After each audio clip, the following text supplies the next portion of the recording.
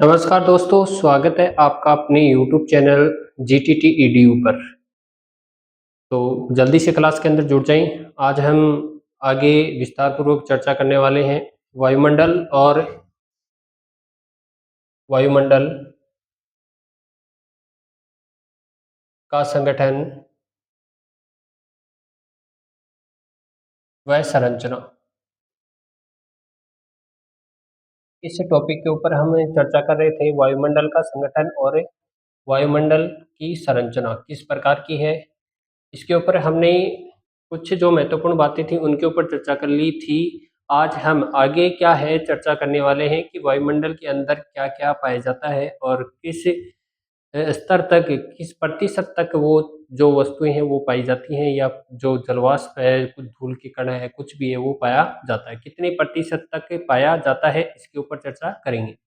उससे पहले मैं आपको बताना चाहूँगा कि डिग्री कॉलेज की जो प्रैक्टिकल है वो समाप्त हो चुके हैं। अब 4 ईयर की अगर हम बात करेंगे, फर्स्ट सेमेस्टर की अगर हम बात करेंगे तो उसके जो प्रैक्टिकल एग्ज़ाम हैं वो जल्दी ही यूनिवर्सिटी के द्वारा आयोजित करवाई जाएँगी, ठीक है? तो जिस भी कैंडिडेट ने अगर फाइल नहीं बनाई है या चार्ट वगैरह या सर्वेक्षण वगैरह नहीं किया तो वो तुरंत कॉलेज के अंदर आके क्या है संपर्क करें, है ना? और इसके बाद हम बात करेंगे वायुमंडल का संगठन व संरचना की। अगर हम बात करें तो वायुमंडल क्या है ये आपको पहले पता होना चाहिए कि वायुमंडल कहते किसे हैं। जैसा कि मैंने आपको परिभाषा बताई थी कि वायु प्लस मंडल, ठीक है? वायु तो आपकी है ही, मंडल का अर्थ क्या होता है ये आपको ध्यान रखना है। तो मंडल का अर्थ होता है घेरा। क्या होता है? मंडल का अर्थ होता है घेरा। अब उस घेरे के अंदर ही क्या है, चारों तरफ आपको अनेक प्रकार की गैसें हैं वो नज़र आएँगी, ठीक है? जैसे कि मैंने आपको बताया था, गैसों के अंदर अगर हमने सर्वप्रमुख या सबसे ज़्यादा जो पाए जाने वाली जो गैस है उसकी बात की थी तो वो है नाइट्रोजन। 78% क्या है, नाइट्रोजन गैस पाई जाती है। उसके बाद में अगर हम बात करेंगे तो ऑक्सीजन गैस है। ऑक्सीजन गैस है वो 21 लगभग 21% वो ऑक्सीजन गैस पाई जाती है, ठीक है? इसके बाद में आर्गन गैस है, हीलियम है, ठीक है? हाइड्रोजन गैस है, इसके बाद में कार्बन डाइऑक्साइड गैस है, ठीक है? ये सारी गैसें मिलकर क्या करती हैं, वायुमंडल का निर्माण करती हैं। ये बात आपको ध्यान रखनी है।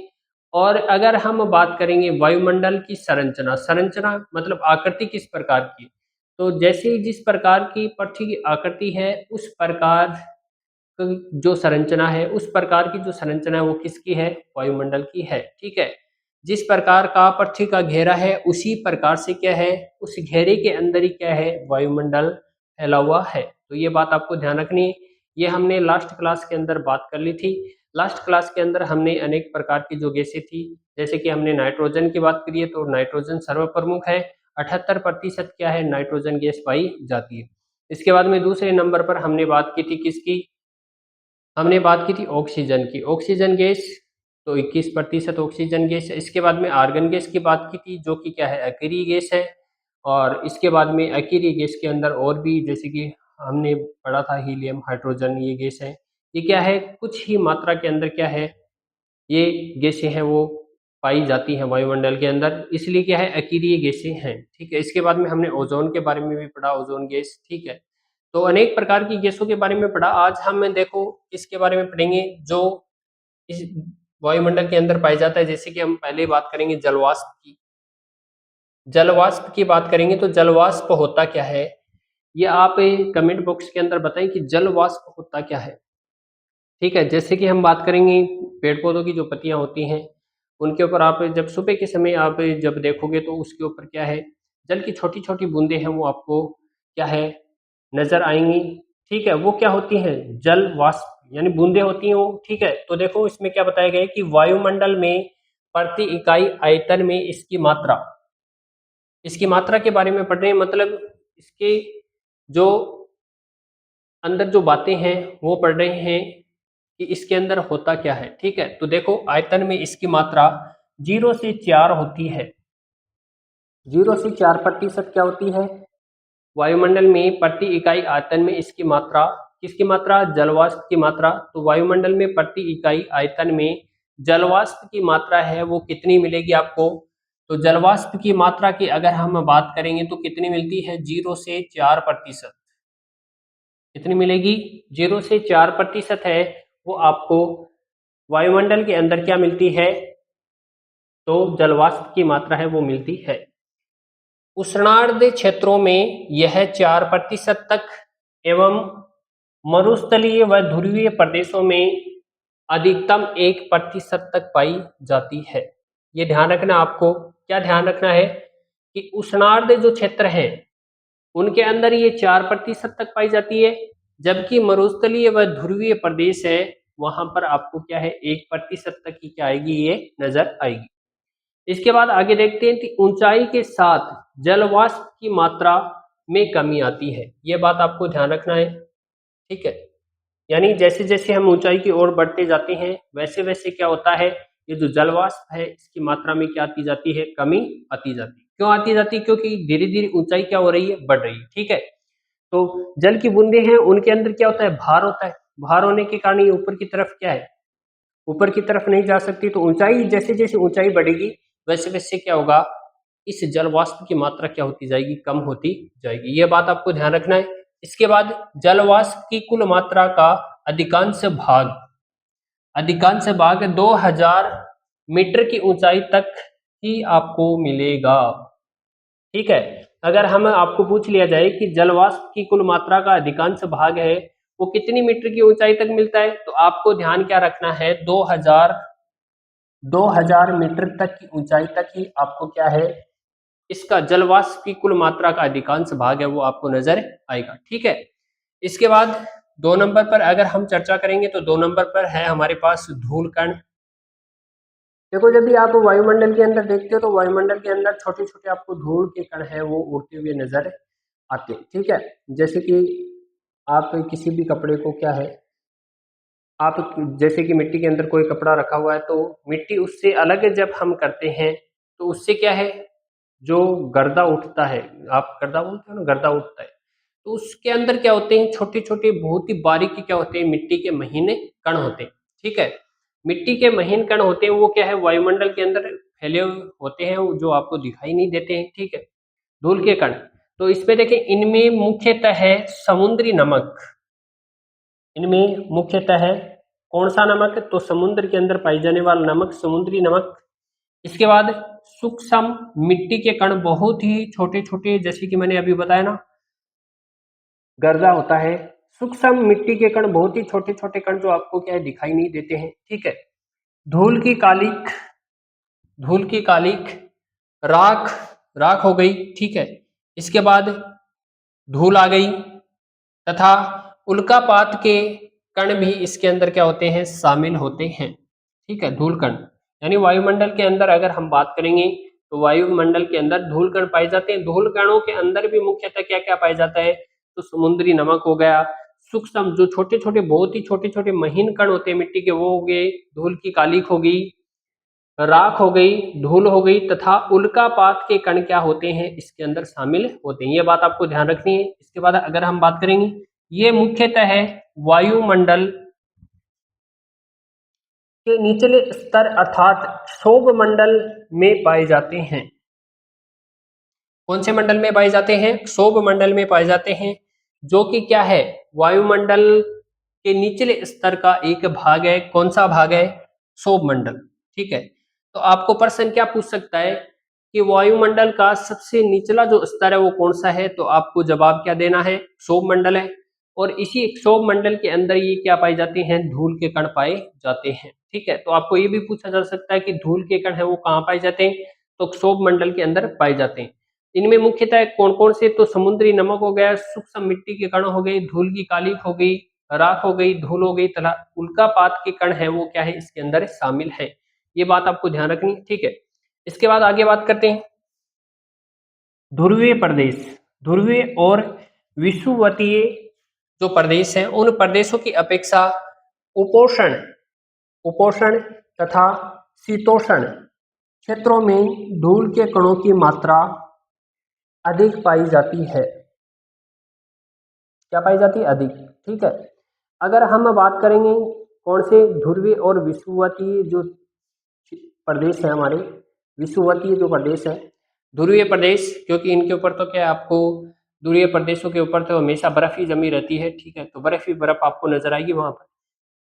इनकी अपेक्षा क्या, जो उपोष्ण क्षेत्र होते हैं, उपोष्ण क्षेत्र होते हैं और शीतोष्ण क्षेत्र होते हैं, उन क्षेत्रों में धूल के कणों की जो मात्रा है वो आपको क्या है, सर्वाधिक देखने को मिलेगी। तो आपको पूछ लिया जाए कि उपोष्ण तथा शीतोष्ण क्षेत्रों में धूल के कण पाए जाते हैं, तो किन क्षेत्रों के अंदर धूल के कण है उनकी मात्रा है वो कम मिलती है। तो अगर हम बात करेंगे तो एक नंबर पर आ जाएगा ध्रुवी और दो नंबर पर आ जाएगा विषुवतीय जो प्रदेश है, उनके अंदर क्या होती है, उपोष्ण तथा शीतोष्ण की अपेक्षा धूल के कणों की मात्रा क्या होती है, कम होती है। और इनके अंदर क्या पाई जाएगी, ज्यादा पाई जाएगी। अब देखो अगला जो पॉइंट है उसके ऊपर बात कर लेते हैं। यद्यपि वायुमंडल का विस्तार लगभग 10,000 किलोमीटर की ऊंचाई तक मिलता है। 10,000 किलोमीटर की ऊंचाई तक क्या मिलेगा आपको, वायुमंडल का विस्तार मिलेगा।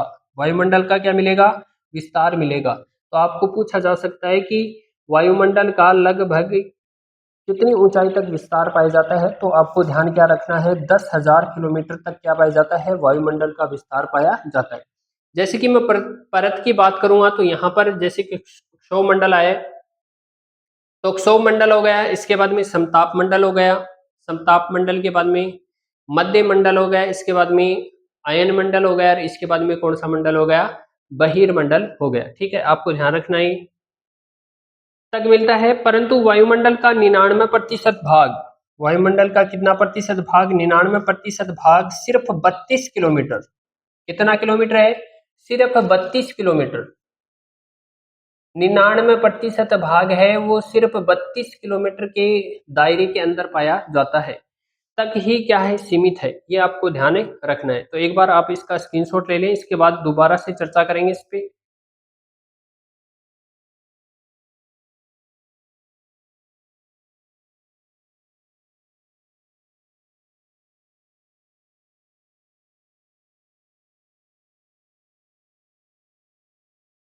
तो आपने स्क्रीनशॉट ले लिया होगा, जल्दी करें आप।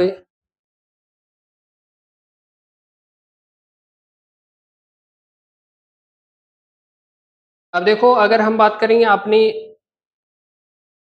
चैनल को सब्सक्राइब नहीं किया तो चैनल को सब्सक्राइब जरूर करें, बेल आइकन को दबाएं ताकि आगे आने वाला जो वीडियो है, वायुमंडल का संगठन व संरचना से संबंधित जो वीडियो है वो आप तक पहुंच सके। अपने दोस्तों के साथ में, मित्रों के साथ में ज़्यादा से ज़्यादा शेयर करें।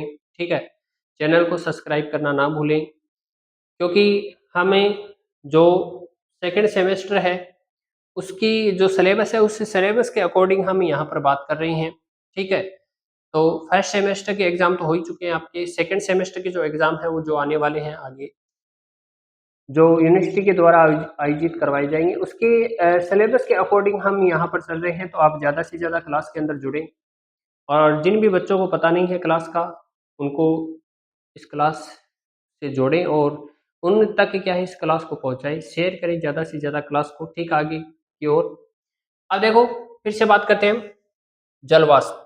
तो जलवाष्प का मैंने आपको बता दिया कि आप बताएं कि जलवाष्प है वो किसे कहते हैं, कमेंट बॉक्स के अंदर आपको ज़्यादा से ज़्यादा बताना है। अब देखो इसके बारे में दोबारा से देख लेते हैं कि वायुमंडल में प्रति इकाई आयतन, प्रति इकाई क्या है, वायुमंडल के अंदर आयतन पाया जाता है। उसके अंदर अगर हम बात करेंगे किसकी, जलवाष्प की बात करेंगे, तो वो कितनी मात्रा के अंदर, तो 0 से लेकर 4% तक ही क्या होता है, ये जलवाष्प पाया जाता है। तो आपको पूछ लिया जाएगा प्रश्न के अंदर कि वायुमंडल में प्रति इकाई आयतन में जलवाष्प की मात्रा कितनी होती है, तो आपको जवाब क्या देना है, 0 से लेकर 4% क्या होती है, इसकी मात्रा होती है। ठीक है, इसके बाद में उष्णार्ध क्षेत्रों में यह 4% तक एवं मरुस्थलीय व ध्रुवीय प्रदेशों में अधिकतम 1% तक पाया जाता है। ठीक है, आपको पूछ लिया जाएगा उष्णार्ध क्षेत्रों में जलवाष्प की मात्रा है वो कितनी प्रतिशत पाई जाती है, तो 4%। इसके बाद में आपको पूछ लिया जाएगा कि मरुस्थलीय व ध्रुवीय प्रदेशों में जलवाष्प की मात्रा कितनी पाई जाती है, तो 1% पाई जाती है, ये ध्यान रखना आपको। इसके बाद आगे बात करते हैं, ऊंचाई के साथ जलवाष्प की मात्रा क्या होती जाती है, इसके अंदर कमी आती जाती है। जलवाष्प की मात्रा है उसके अंदर क्या आती जाती है, कमी आती जाती है। जैसे जैसे ऊंचाई बढ़ेगी वैसे वैसे क्या होगा, जलवाष्प है उसकी मात्रा के अंदर क्या आएगी, कमी आएगी। जलवाष्प की कुल मात्रा का अधिकांश भाग 2000 मीटर की ऊंचाई तक पाया जाता है। यानी आपको पूछ लिया जाएगा कि जलवाष्प की कुल मात्रा का अधिकांश भाग है वो कितने मीटर तक पाया जाता है, तो 2000 मीटर तक पाया जाता है। ये बात आपको ध्यान रखनी है। इसके बाद बात करेंगे धूलकण। तो धूलकण की बात करेंगे तो इसमें हम जानेंगे कि इनमें मुख्यतः समुद्री नमक, समुद्री नमक, सूक्ष्म मिट्टी के कण, धूल की कालिख, राख, धूल तथा उल्कापात के कण क्या होते हैं, शामिल होते हैं। किसके अंदर शामिल होते हैं, तो वायुमंडल के अंदर। वायुमंडल के अंदर क्या शामिल होता है, धूल के कण। ठीक है, धूल के कण के अलावा अगर इसमें मुख्यतः बात करेंगे तो समुद्री नमक आ गए, सूक्ष्म मिट्टी के कण आ गए, धूल की कालिख आ गई, राख आ गई, धूल आ गई, उल्कापात के कण क्या है इसके अंदर शामिल होते हैं। ये मुख्यतः वायुमंडल के निचले स्तर अर्थात क्षोभ मंडल में पाए जाते हैं। क्या पाए जाते हैं, क्षोभ मंडल में धूल के कण पाए जाते हैं। इसके बाद ध्रुवीय और विषुवतीय प्रदेशों की अपेक्षा उपोष्ण तथा शीतोष्ण क्षेत्रों में धूल के कणों की मात्रा आपको क्या है, अधिक देखने को मिलेगी। तो किसके अंदर कम मिलती है, तो ध्रुवीय और विषुवतीय जो रेखीय प्रदेश हैं उनके अंदर आपको धूल के कण है वो कम नजर आएंगे, जबकि उपोष्ण तथा शीतोष्ण क्षेत्रों के अंदर धूल के कण की मात्रा आपको क्या है, अधिक देखने को मिल सकती है। इसके बाद अगला जो पॉइंट है उसकी बात करेंगे। यद्यपि वायुमंडल का विस्तार लगभग 10,000 किलोमीटर की ऊंचाई तक पाया जाता है, तो आपको पूछ लिया जाएगा कि वायुमंडल का लगभग जो विस्तार है वो कितने किलोमीटर की ऊंचाई तक है, तो आपको बताना है 10,000 किलोमीटर। ठीक है, उसके बाद परंतु वायुमंडल का 99% जो भाग है, 99% जो भाग है वो केवल 32 किलोमीटर की ऊंचाई तक ही पाया जाता है। ठीक है, ये ध्यान रखना आपको। तो आपको क्लास कैसी लगी ये जरूर बताना। अगर चैनल के ऊपर नए हैं तो चैनल को सब्सक्राइब जरूर करें, बेल आइकन को दबाएं ताकि आगे आने वाला वीडियो आप तक पहुंच सके। और आपकी किसी भी प्रकार की जो समस्या है वो कमेंट बॉक्स के अंदर जरूर बताएं। ठीक है, और वीडियो कैसा लगा ये जरूर बताना आपको। अगली जो नेक्स्ट क्लास आएगी उसके अंदर हम वायुमंडल का संगठन व संरचना से जो संबंधित अनेक महत्वपूर्ण जो बातें हैं उनके ऊपर क्या है अगली क्लास के अंदर चर्चा करने वाले हैं। तो आप क्लास को ज़्यादा से ज़्यादा शेयर करें, चैनल को सब्सक्राइब करें। धन्यवाद।